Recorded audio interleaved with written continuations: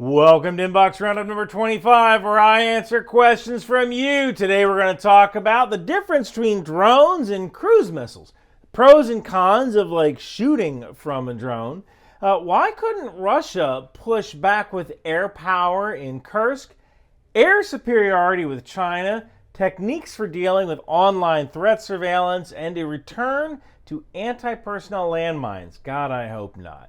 Let's get started. Andrew asks, why are drones so cheap but cruise missiles are so expensive? Why is a JASSM $1 million and takes so much work to integrate, but long-range drones are cheap? So a lot of it comes down to sacrificing areas of capability and performance, at least on the drone. And I guess you could say what we're really looking at here is the difference between something like a JASSM missile and a kamikaze drone like the Iranian Shahed 136. We're not talking about DJI drones that are just doing surveillance. A lot of it comes down to capability. The JASSM missile has multiple modes of target detection. Inertial navigation, it can infrared, GPS, M-code, which is a newer military version of GPS. The JASSM missile has multiple ways of getting to the target, and then it can also attack maritime targets and be retargeted mid-flight. It's also stealthy and has a 1,000-pound warhead. Plus, you can launch from multiple platforms, multiple aircraft. And all of that testing, it takes money. And, you need to rewrite the targeting and launch software for multiple launch platforms. Now, for something like a Shahed 136, you have maybe a 110-pound warhead and GPS or inertial guidance only. Once you fire that Shahed, it might be able to do some waypoints, but you're not going to be able to retarget that Shahed as it's flying. So if the target is moving like a maritime target, you can't track the target, you can't switch targets mid-flight. Plus, you're launching it from shipping containers. You're not dropping it from planes, so you don't have to do integration with multiple planes there. So something like a Shahed might be good for going after a stationary target that doesn't move, and we've seen that a lot in Ukraine, but it may be restricted as to how it gets there. Now, there's also an engine on a drone, and on a drone like a Shahed, it's really slow. It's that propeller engine.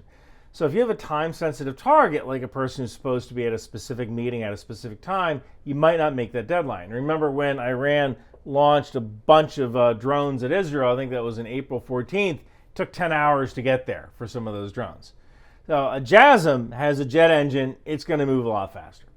But yes, the difference between traditional cruise missiles and drones is shrinking, and I think we might see a sort of a blurring of lines in the future. Although you could have about 50 Shaheds for just one JASSM, so sometimes quantity has a quality of its own. And speaking of quality, if you want quality information, you gotta get Ground News. Yes, I pay for Ground News myself. They do not give it to me for free. And here's one of the things that makes it worth the money. Do you know the U.S. Postal Service just got a new delivery truck? The old mail truck's from 1987. They don't have air conditioning or anti-lock brakes. But this story went unnoticed because I'm filming this 2 days after the presidential debates, and people are trying to score political points by talking about eating cats. The postal truck story is big news. We all get mail. We all get packages. Some of these new trucks are even electric. And I would not know about this if it weren't for Ground News, because Ground News shows me the blind spots of stories I might have missed because of my own political biases. Ground News is a news aggregator that gives you a summary of each news event and the bias inherent in the publication that reported it. They also give you the ownership data of each publication so you know who is behind, who is telling you what to think. So go to ground.news/ryanmcbeth to stay fully informed. Subscribe through my link to get 40% off the Vantage plan. That's the same one I purchased. Seriously, it's worth it for stories like this. Back to the Roundup. And speaking of quality, if you want to do some quality reading but don't have a lot of time, I want to introduce you to Blinkist. Artem asks, what are the pros and cons of shooting from a drone? Why don't we see this idea implemented in more industrial solutions? So this video came from a Ukrainian drone that was lifting a rifle. And, right now we are at the infancy of killer drones. And while it's nice to have options, the question is this really a force multiplier?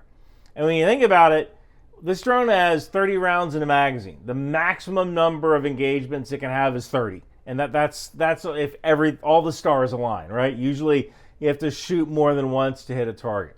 But if instead you use this drone to spot artillery, now there's no limit to the number of targets you engage.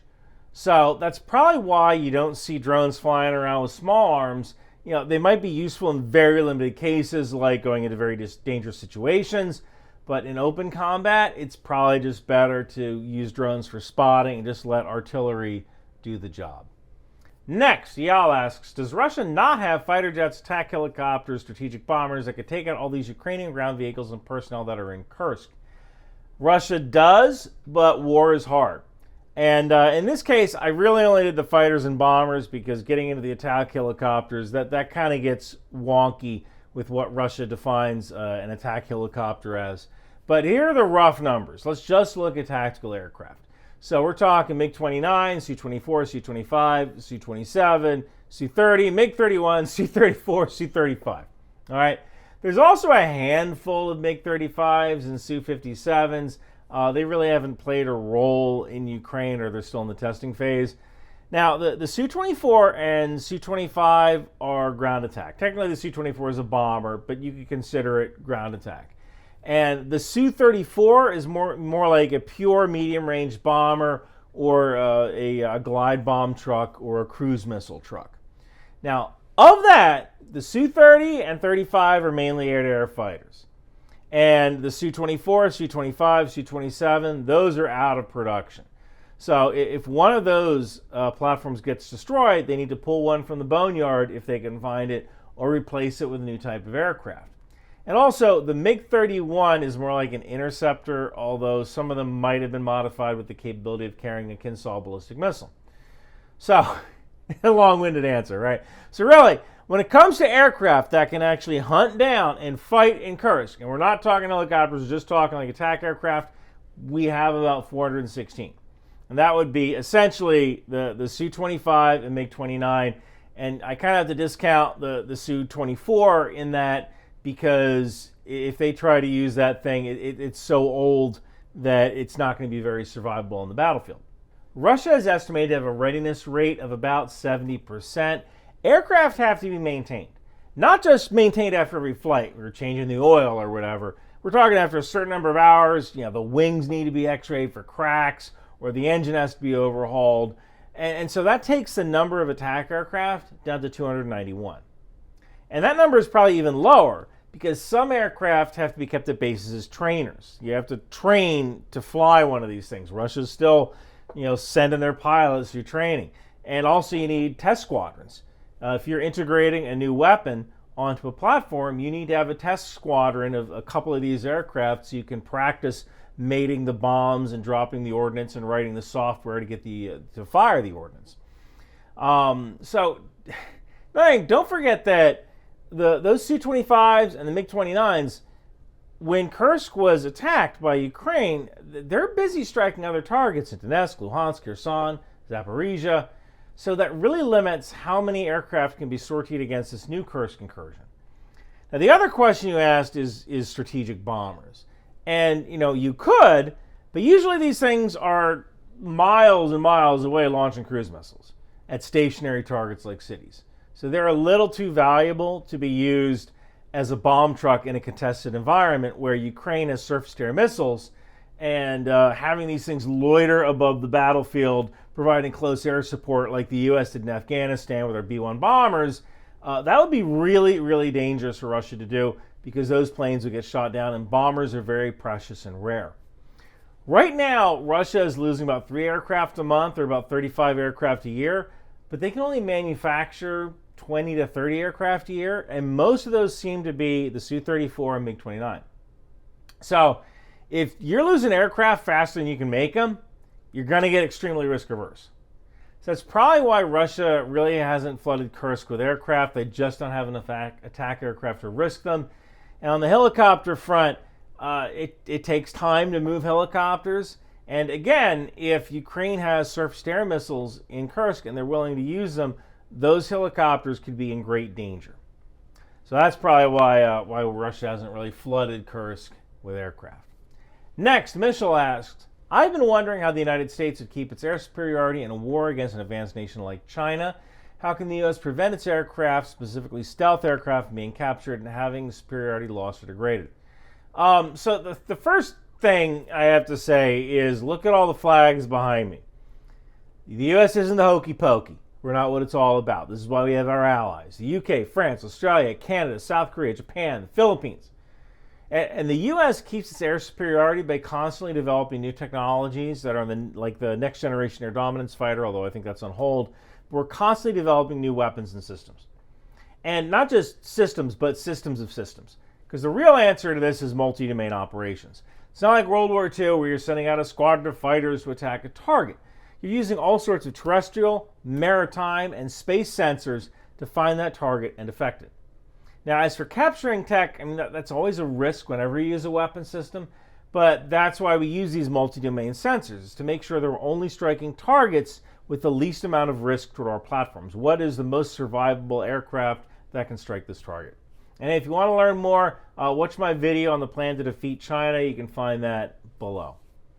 Steve asks, what systems are in place to detect online threats, and are these threats fueled in chat rooms by intelligence officers, as was claimed by the Gretchen Whitmer kidnap plot? So it's actually easier now more than ever to monitor online forums and public conversations, especially through AI. Never assume anything you say online is private, ever. One of the ways that I find bad guys is through marketing data. When you walk into a store or past public Wi-Fi, your phone will connect to that Wi-Fi. And it's useful because it helps provide ancillary GPS location. And it knows, like when you're in a supermarket standing in front of the pasta sauce aisle, it goes, oh, okay, that person was standing in front of the pasta sauce aisle for 30 seconds. Give them a coupon at the register for pasta sauce. And you can buy that data. And from buying that data, you can kind of drill down and find out what people are interested in, even get down to the individual cell phone if you want to do that. So the real answer here is that there are online AI algorithms that are flagging certain content for inspection, and then the government might manually review that information for inspection. So there might be people inside the government taking a look at posts that have been flagged that are going to follow up on that later. Finally, Joel asks, a lot of Western countries have sworn off landmines, given how effective they've been in Ukraine. Do you think any of them are likely to walk that back? Estonia, Latvia, Lithuania, Poland, they all signed the Ottawa Treaty. That was the landmine ban treaty. But surely some people here are wondering how wise it was to do that. God, I hope not. You know, landmines are great if you're defending an area, but the problem is they remain deadly for years afterwards. There are some areas in Angola where you can't walk because the ground is contaminated with landmines. But there are other options. The M7 Spider is a new weapon system, sort of a smart command-detonated landmine that can help prevent contamination because they only detonate when someone actually pushes a button on a control panel saying, yes, detonate. There's a sensor that is attached to another sensor that kind of fires a grenade at a target on command instead of this thing being victim detonated.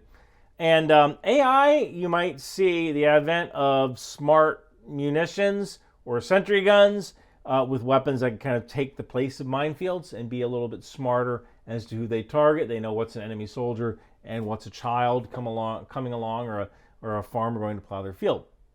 So I don't really see us going back because technology has advanced past the point where these small, dumb, victim-detonated landmines are useful, at least the anti-personnel kind. And if you want to learn more about landmines, I have a whole video on the subject, which you can find below. And hey, if you want to support the channel, grab one of my Live, Laugh, Launch shirts from Bunker Branding. And you know, I wrote a short story called Warlock. It is about a Irish traveler who's hired by the FBI to go after the world's most wanted criminal after a fateful day in September of 2001. Thank you guys for watching. Oh wow, Daddy's cigarettes! If I smoke these, I'll be cool! Hey kid, what are you doing? Think tank! You know kid, smoking isn't cool, but t-shirts, stickers, and hoodies from Bunker Branding sure are. Wow! Alcoholics moving cargo! Awesome! Intel Life, Aerosol, Live, Laugh, Launch for Destroyer, Trident, HIMARS, and Patriot. Think outside the bomb. Drone Suite Drone, Department of the Boat People, Landmines, and even the tow missile. It would behoove you to grab one today. I better take these. Don't worry, I'll destroy them by burning. And remember, bunker branding is cool. Now I know. And knowing is half the battle. Bunker branding!